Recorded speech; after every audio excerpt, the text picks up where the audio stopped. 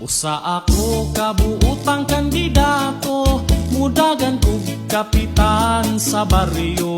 Ang katapurma pagkanindot kaayo, ang mga tambay tagaan og sweldo. O kung ako ang inyong ibuto, walay magmahay kay maayo ko.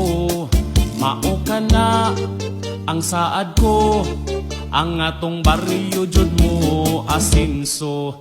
Pero karon nga gipili ko ninyo, ako na ang naglingkod sa trono. Sa mga tao pasensya sa mo, ako sang bawion ang akong gasto. Nailad ko ang mga tao, ang platapurma kalimti na to.